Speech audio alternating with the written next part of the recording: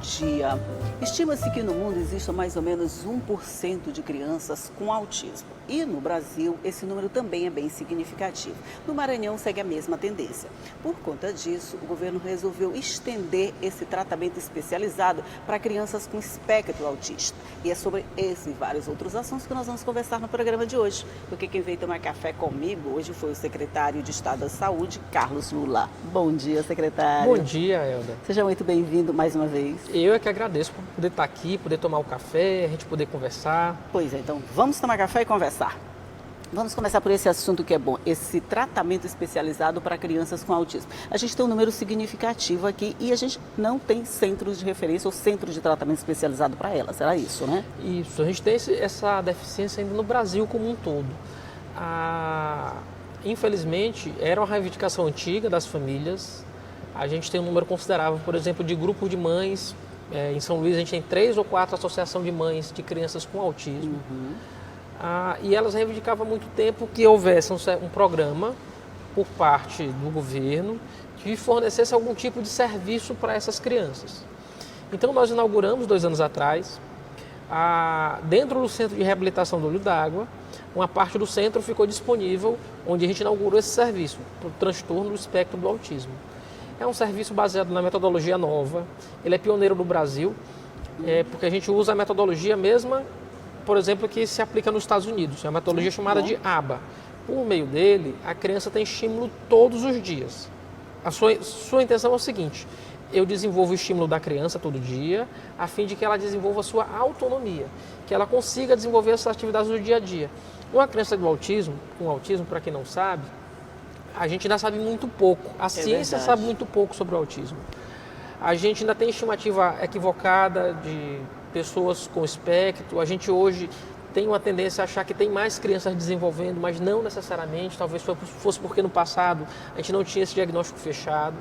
O certo é que hoje, a partir de estudos que vieram a partir dos anos 2000 só, veja só, a gente passou, em vez de falar só de autismo, falar de transtorno do espectro autista. Quer dizer, ela envolve bem mais do que uma coisa específica. Antes era focado num determinado comportamento que caracterizava a criança com autismo. Agora hoje, a gente tem uma série de doenças que vão estar nesse leque que pode ser considerado transtorno do espectro autista. Por exemplo, a Greta Thunberg, que virou personalidade do ano da revista Time, falou em conferência do clima da ONU. Ela tem síndrome de Asperger. A síndrome de Asperger é uma das síndromes que hoje entram no espectro do autismo. Então, ela tem suas dificuldades, mas ela consegue. Tem suas habilidades. Mas tem super habilidades. Né? Isso é das características do autismo. Às vezes, uma parte das crianças, dessas pessoas que desenvolvem, elas têm super habilidades. Por exemplo, elas conseguem fazer conta, ou conseguem fazer desenhos, ou no caso da Greta, ela consegue ter fascinação sobre o meio ambiente, mas em outros aspectos da vida ela não consegue socializar, ela não consegue falar, ela não consegue viver no ambiente com outras pessoas. O nosso papel do serviço é permitir que essas habilidades, sobretudo de socialização, consigam ser desenvolvidas. Entendi. Muitas vezes a criança não consegue ler, a criança não consegue frequentar uma escola. Quer dizer, ela consegue desenvolver uma habilidade específica? Muitas vezes, como no caso da Greta, vamos pegar porque é mais simbólica, né? Ela consegue desenvolver o dom da oratória, vamos dizer, que é muito eloquente, né? E as outras ficam meio encobertas, é isso? Isso, e aí exatamente. No centro dá essa capacidade da criança mesmo se desenvolver ao longo A gente tenta desenvolver a autonomia da criança. Isso. Aí o que aconteceu, que é isso que é interessante. Quando a gente abriu o serviço 2 anos atrás, a gente acreditava, para abrir o serviço a gente vai atender todas as crianças. O serviço deu muito certo, virou referência. A nossa coordenadora já foi aos Estados Unidos, está indo agora para a África, para falar sobre o serviço, veja só. Nós já estamos servindo de referência, então. Então a gente já está servindo de referência, não é para o Brasil, não é para o mundo. Para o mundo, maravilha. Só que a gente hoje passou a ter uma fila enorme de crianças pedindo para entrar no programa, que a gente não sabia sequer que tinha esse número tão grande de crianças com o diagnóstico da síndrome. Então, o que aconteceu? A gente teve de aumentar. Então, a gente aumentou, tem 15 dias que a gente inaugurou, a gente está indo agora para uma casa. Por que uma casa? Primeiro, porque a gente vai ter mais espaço. Sim. Segundo, a gente vai continuar desenvolvendo o ABA, mas a gente vai ter os espaços da casa que vão servir como a terapia. Então, assim, eu vou ter uma cozinha, eu vou ter um quarto, eu vou ter um quintal. Isso é para que essas crianças possam desenvolver, saber como arrumar um quarto, saber como arrumar um guarda-roupa, saber como se portar numa cozinha. Essa independência do dia a dia dá mesmo, essa independência né? do dia a dia para essas crianças. Porque podia ser só o tratamento médico, vamos dizer assim, né? Aquele tratamento de desenvolver habilidades muitas vezes tradicionais, vamos dizer assim, aquele tratamento bem tradicional. A gente tem muitas vezes quando a gente fala de tratamento médico, a gente tem uma preconcepção de que é assim, eu vou, falo 15, 20 minutos com o médico e volto. Não é isso. O tratamento dessas crianças se dá, sobretudo no método ABA, todos os dias. Elas vão todos os dias para o serviço. Todos os dias elas são estimuladas. Isso, no serviço privado, é caríssimo. Eu imagino. Né? Dá por volta aí de alguns milhares de reais, né? Entre 5 e 10 mil reais para ter um serviço privado desse para uma criança. Para uma criança. E a gente oferta isso de graça no SUS. Mas aí quando o senhor diz assim, uma criança precisa ir todos os dias fazer esse tratamento. Se ela vai todos os dias, ela está ocupando todos os dias aquela vaga. Isso. Aí a gente já tem uma fila de espera. Como é que abre vaga então nesse serviço? Então, a gente vai adotar não só a metodologia ABA. Essa é uma metodologia, mas tem outros tipos de estímulos. Por exemplo, a gente vai ter uma piscina lá. Então, tem crianças que conseguem nadar muito bem. A gente vai ter o educador físico que vai desenvolver também essa terapia com elas, para que a gente tenha a condição de desenvolver com várias crianças ao mesmo tempo, a casa funcione. E a gente tenha a condição de ir diminuindo essa fila. Quando amplia esse espaço, amplia também o número de pessoas a ser atendidas, porque elas vão mudando de módulos, vamos dizer assim. Exato, elas vão rodando. E a gente ainda vai ter lá um especial que a gente vai ter estimulação de bebês. Muitas vezes o diagnóstico ela se dá só a partir dos 2 ou 3 anos de idade. Mas quanto mais cedo o diagnóstico, melhor. Então, se o bebê, a gente já tem uma pontuação, já tem uma ideia, a gente vai também ter condição de desenvolver, vai ter uma sala de estimulação só para bebê. Mas nesse caso, os bebês já são recebidos já com diagnóstico fechado? Não. Ou tem esse também levar a esse diagnóstico? Fechar o diagnóstico ele vai se dar com o tempo, né? Mas a gente vai já preparar a estimulação desses bebês caso eles tenham algum tipo de deficiência, por exemplo, na fala, no andar, na sociabilidade. Entendi, Logo com 1 ano de idade a gente já consegue. Os indícios da doença podem ser identificados e levados para lá para depois se fechar um diagnóstico? Podem, muitas vezes podem nem ser autismo, pode ser algum tipo de deficiência que a criança tenha. Nós vamos continuar falando sobre isso no próximo bloco, nós vamos só fazer um intervalinho aqui, nós vamos tomar café agora, a gente vai tomar um cafezinho, mas a gente volta para continuar conversando, é só um minuto.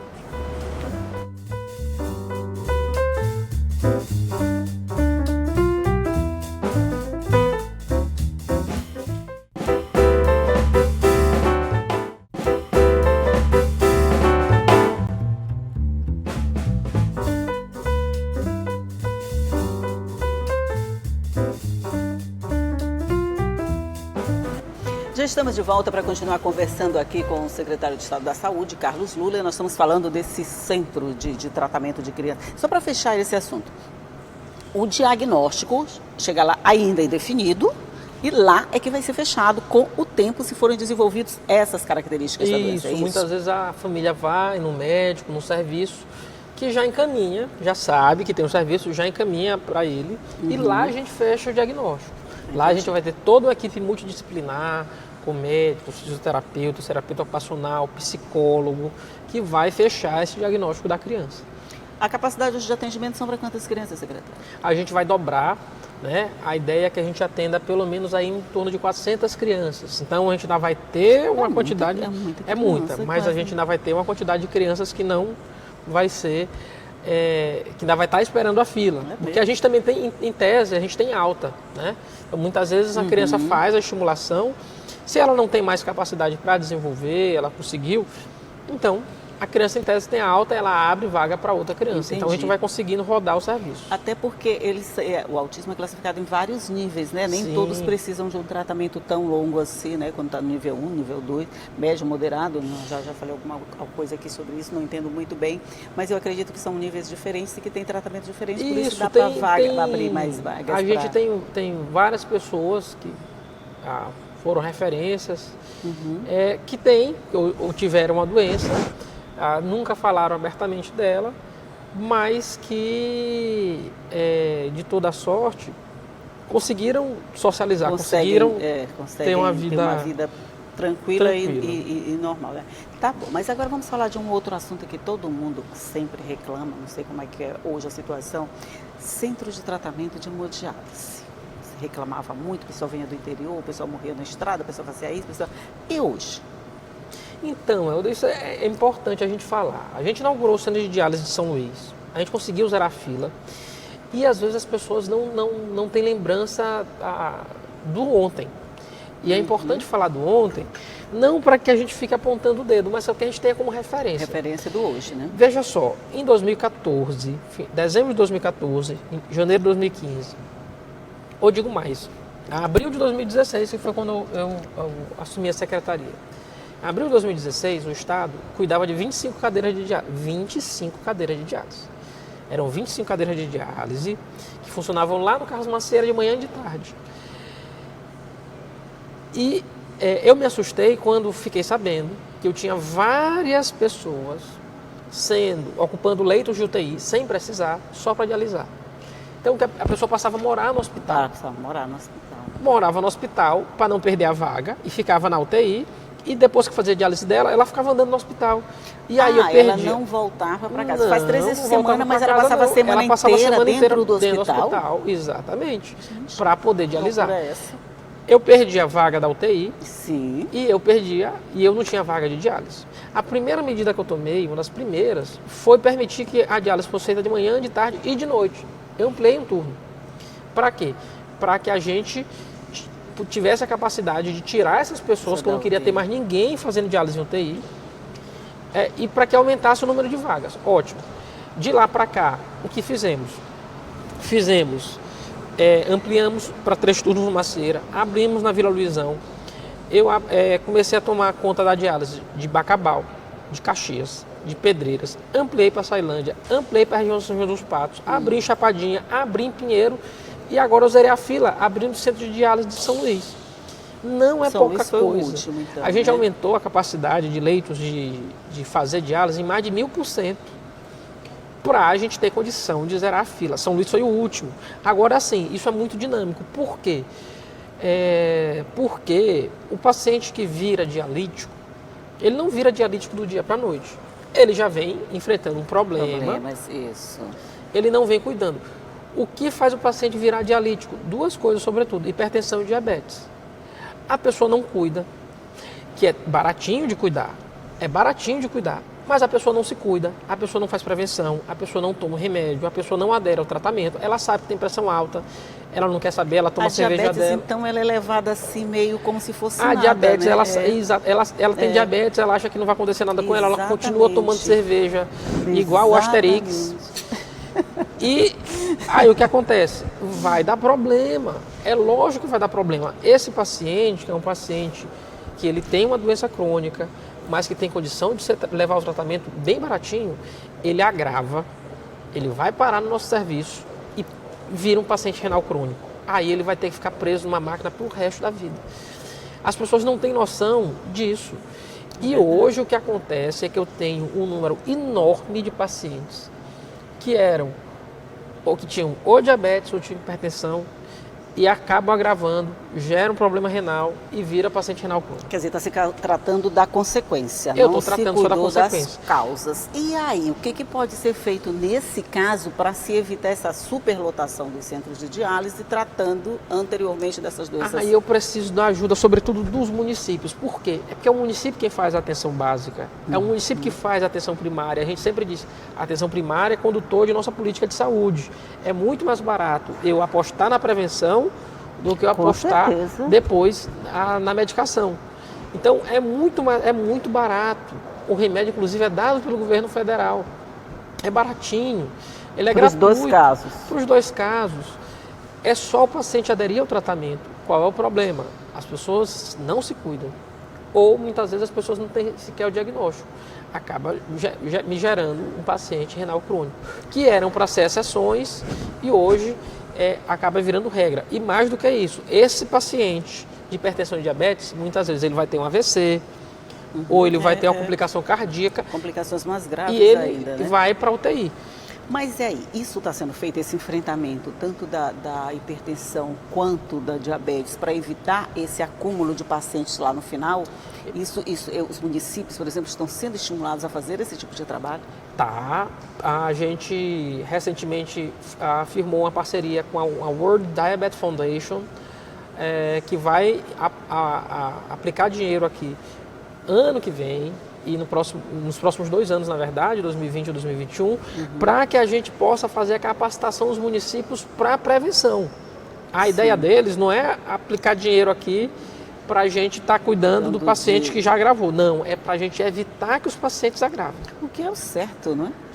Mas o mundo inteiro fala isso, o mundo inteiro fala isso. A gente conscientemente sabe, né? Todo mundo sabe que é assim, né? Mas quem está lá com a diabetes, quem está com a hipertensão, não lembra que ele pode um dia estar lá na cadeira de uma diálise. Imagina esse fim de ano, todo mundo querendo o churrasco, querendo a cervejinha. Gente, se você tem hipertensão, diabético, calma, vai devagar. Pezinho no freio, brinca, mas assim, sem exagero. E não são doenças tão difíceis de ser identificadas para você dizer, eu passei a vida inteira sem saber que eu tinha diabetes ou que eu tinha hipertensão. Não tem nem essa desculpa, não né? Tem como, não tem como. Agora, uma outra coisa, se ele vai ficar a vida inteira depois dependente dessa diálise, como se atende mais pessoas se a pessoa está ali ocupando a cada 3 dias ela está naquela mesma cadeira? Só abrindo mais cadeiras. É por isso que a gente ainda tem o programa de expansão de diálise. No último sábado, eu assinei, junto com o governador, a ordem de serviço para diálise em Balsas. A gente, abaixo de Imperatriz, não tinha ainda nenhuma cadeira de diálise. Então, a gente vai expandir para mais 10 cadeiras em Balsas. A gente vai ter capacidade lá de atender 180 pessoas. Ou seja, todo mundo ali, de Imperatriz para baixo, vai ser atendido com essa diálise agora no Hospital Regional de Balsas. Deixa esquentar nosso café, que a gente conversa muito e acaba não tomando café e ele esfria, né? Então, vamos lá. Sim, quer dizer, agora ninguém precisa mais se deslocar de um município para outro para fazer esse tratamento. De Balsas, que eu lembro Imperatriz, que uma das maiores reclamações era esse transporte dos pacientes de um lado para outro, que acabava chegando, não tinha vaga, aquela coisa toda. A gente pode dizer que daqui para frente isso vai ser A ideia é diminuir, Elda. A gente não tem como, infelizmente, colocar um centro de diálise em cada cidade. É impossível isso, é irracional. Sim.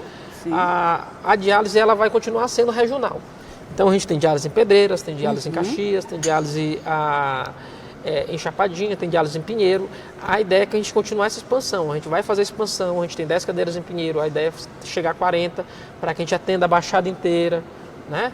E continuamente indo fazer essa expansão dos serviços para que a gente tenha condição de o deslocamento ficar menor. A gente sabe que, sobretudo das menores cidades, e a maior parte das cidades do Maranhão, infelizmente, 2 pacientes sempre vão ter que se deslocar para a cidade polo. Mas a ideia é que a gente regionalize esse serviço. Ótimo. A gente pode dizer que esse ano não foi assim, quer dizer, a gente fala muito, estou saindo da crise, o país está saindo da crise, aquela coisa toda, mas a gente ainda não saiu, a gente está no caminho. Como é que foi esse ano? Quer dizer, precisou de novo pisar no freio com relação a investimentos, com relação a serviços a ser realizados que não foram? Como é que 2019 foi para vocês na saúde? Elda, foi um ano para o Brasil inteiro, sobretudo de planejar o próximo ano. Então vamos falar sobre esse próximo ano no próximo bloco também? Vamos sim. Então, de novo, nós vamos fazer um intervalinho aqui, vamos comer, vamos tomar café e vamos voltar já já. 1 minuto.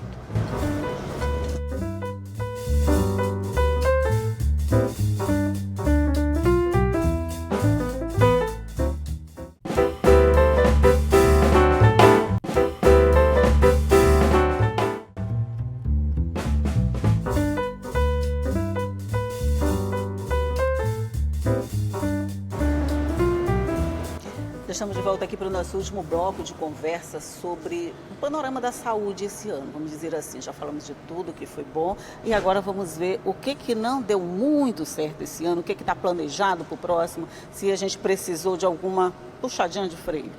Elda, eu diria que não foi uma puxadinha de freio, mas foi um ano, sobretudo, de incerteza. É muito difícil a gente governar não sabendo o que vai acontecer durante a semana, ou tendo uma surpresa por semana, ou tendo uma surpresa por dia, porque a gente não sabe a declaração que o presidente vai dar no final do dia, que pode criar uma confusão enorme. Então, assim, é muito difícil governar com esse grau de incerteza. De repente, vai acabar com tudo. Não, vai mudar isso.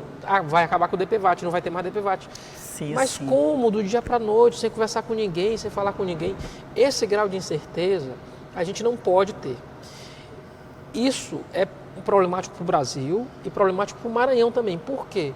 Porque, veja só, que investidor estrangeiro vai colocar seu dinheiro num país que ele não sabe o que vai acontecer amanhã? Ninguém vai fazer isso. É a mesma coisa, e por parte dos governos estaduais, a mesma coisa.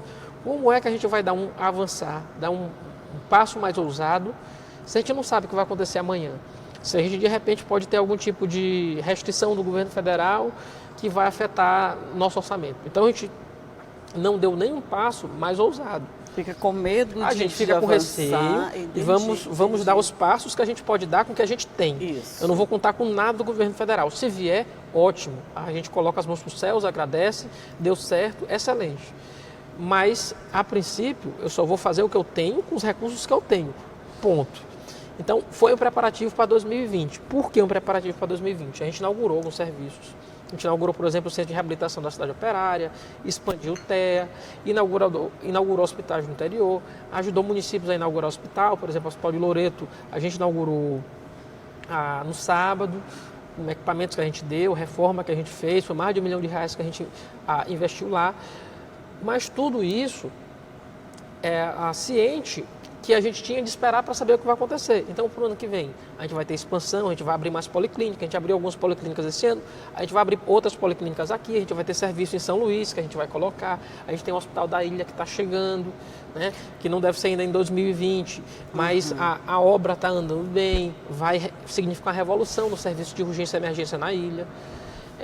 Mas isso são recursos já assegurados, recursos próprios. Quer dizer, só dá um passo aqui, uma expansão, alguma coisa assim, quando esse recurso já está assegurado. Exatamente. Eu não vou dar nenhum passo sem ter certeza absoluta de que eu posso dar aquele passo. Por exemplo, expansão de ambulâncias. A gente só vai ter condição de fazer isso, a gente vai fazer isso agora no início de 2020, mas porque contou com a ajuda da Assembleia, contou com a ajuda dos deputados. Houve uma sobra orçamentária.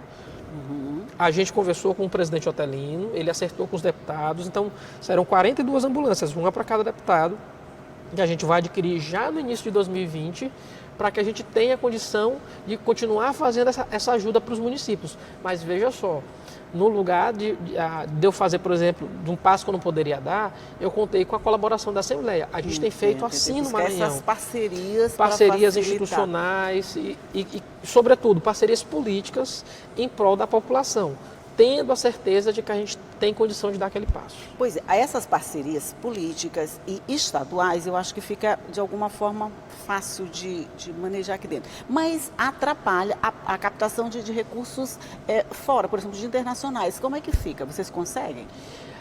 A gente tem tentado captar recursos internacionais, todos aqueles que não dependem de interveniência do governo federal. Isso. Por exemplo, a gente teve a visita da Nippon Foundation com o senhor Sasakawa, que é um dos maiores pessoas que mais contribuem no mundo para combate à hanseníase. A gente teve várias conversas com ele, a gente espera para o ano que vem já ter esse acerto com a Nippon Foundation, que a gente vai receber aporte para combater a hanseníase. A gente já assinou com a World Diabetes Foundation para receber de combate à diabetes. Então, todos esses parâmetros internacionais que a gente tem condição de conversar, de receber aportes diretamente, a gente tem investido. Sem essa interferência, quer dizer, mais ou menos direto, né? Só vale quando é assim. Exatamente. E essa incerteza, ano que vem é um ano eleitoral, né? Aí a coisa pode complicar um pouquinho, pode facilitar? O que isso interfere? A gente acredita que para o ano que vem, pelo menos no aspecto da saúde, deve ser um ano melhor.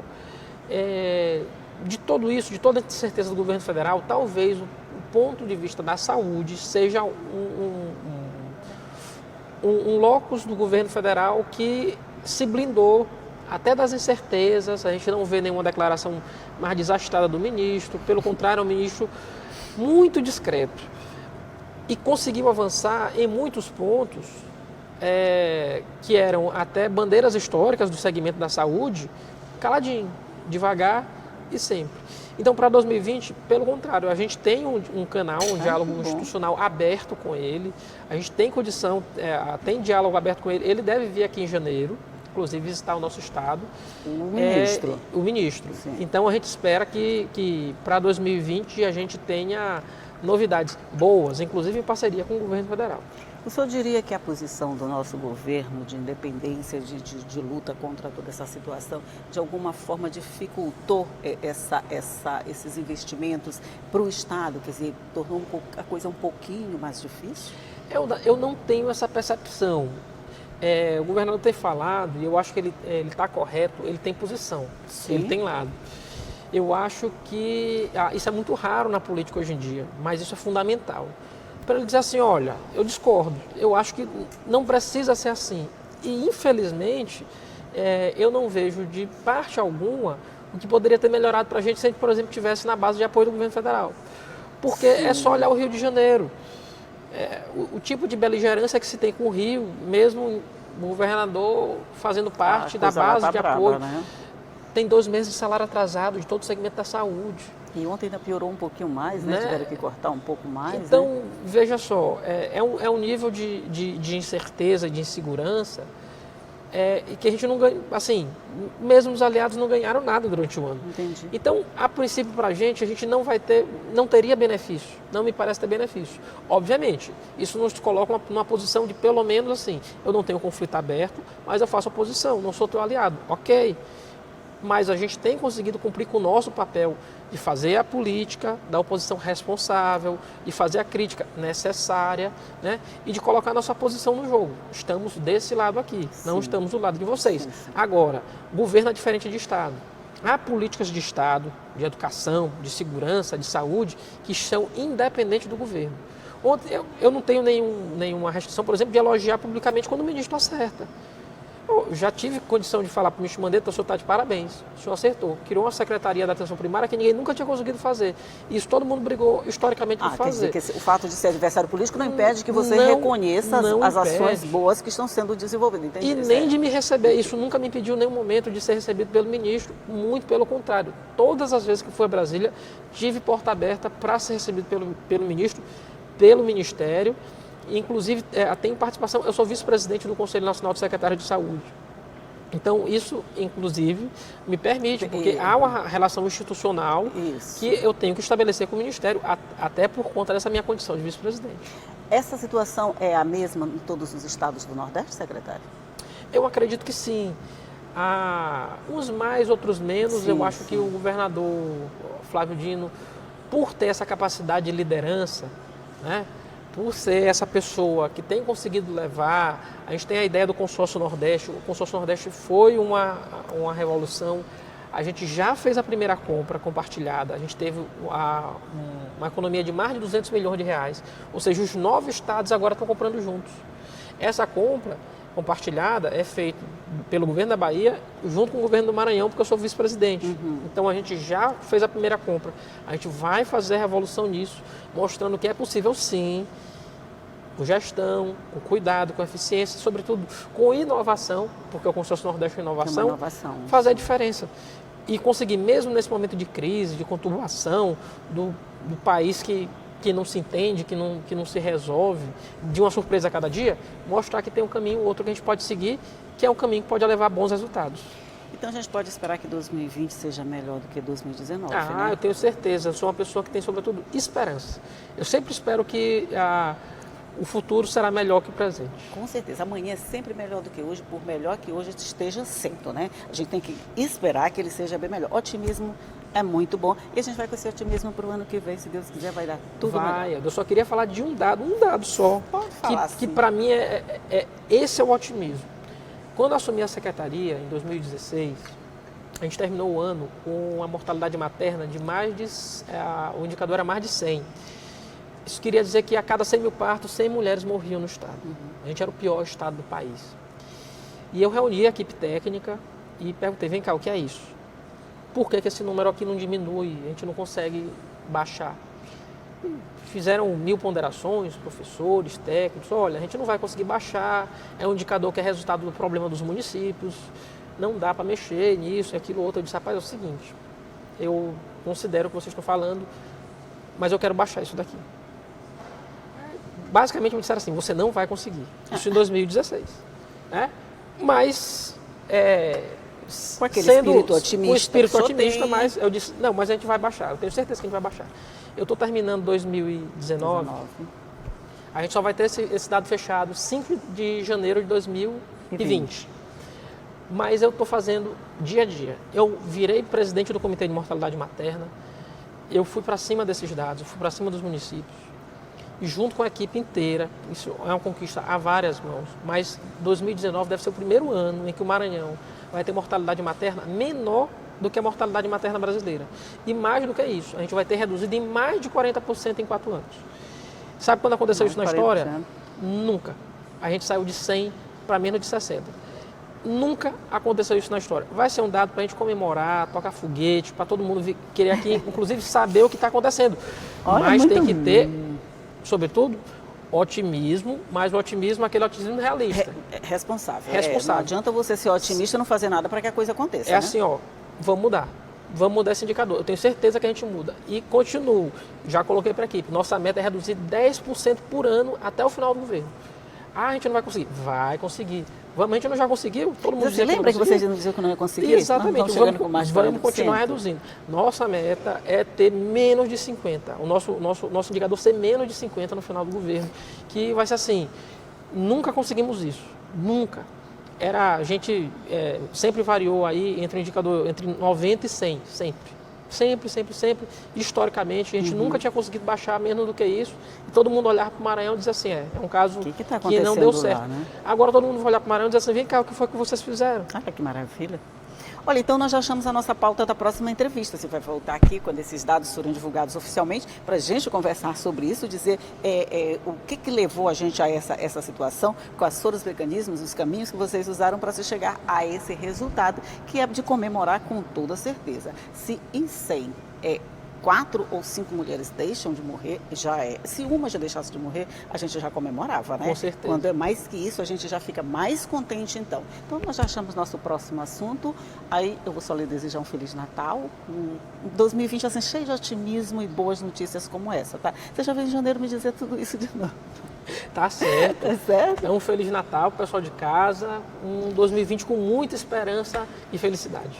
Ok. Encontro marcado? Encontro marcado. Ótimo.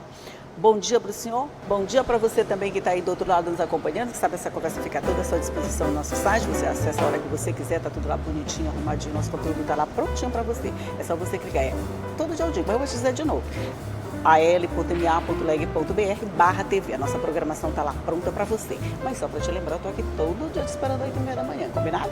Tchau.